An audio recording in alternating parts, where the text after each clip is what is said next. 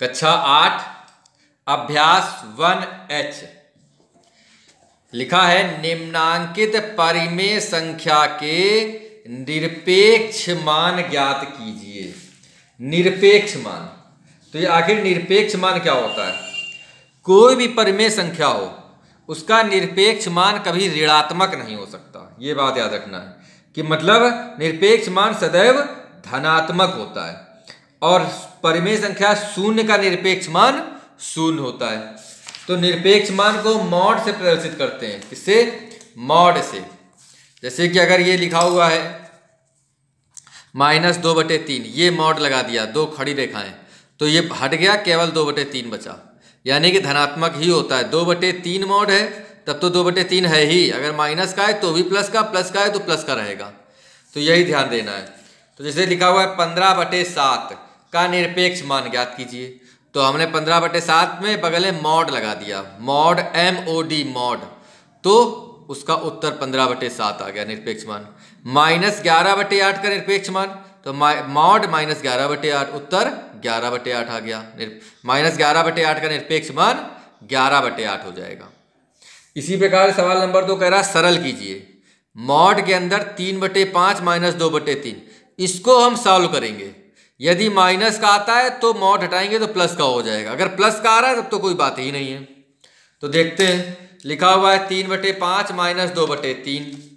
अब 3/5 नीचे जो हर है उसका लासा लेंगे, 5 और 3 का लासा अगर लेते हैं तो क्या आता है? 5 और 3, 2 से कटेगा नहीं, 3 से कटेगा, 5 नहीं कटेगा, 3 1 कम 3, फिर 5 1 1, 5 3 15, तो 15 इसका लासा ले लिया।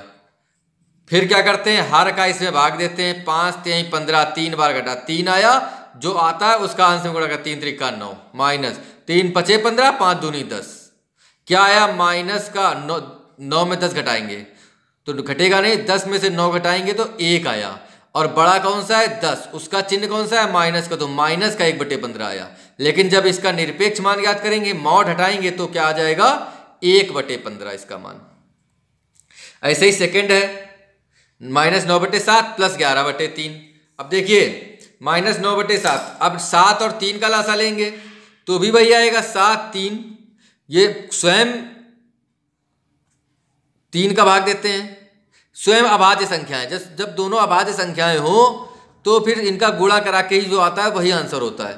7 और 1, 7 1 1, 7 3 21, यही गुणा करा देते। दोनों अभाज्य संख्याएं थी, अभाज्य संख्याओं का आपस में गुणा करा के लासा ज्ञात कर लेते हैं। तो 21, 7 3 21, 3 आया, 3 9 27 माइनस का, प्लस 3 7 21 और 7 11 77, या 11 7 77, 77 में 27 घटाएंगे तो 50 आएगा।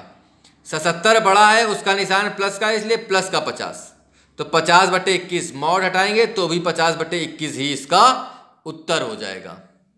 ऐसे ही थर्ड पार्ट है -3/5 गुणे -7/11 मॉड में, यहाँ पर अब क्या गुणे में है, माइनस माइनस प्लस, 7 3 21, 11 5 55, मॉड हटाएंगे तो भी 21/55 ही आएगा, क्योंकि धनात्मक है और धनात्मक ही आएगा।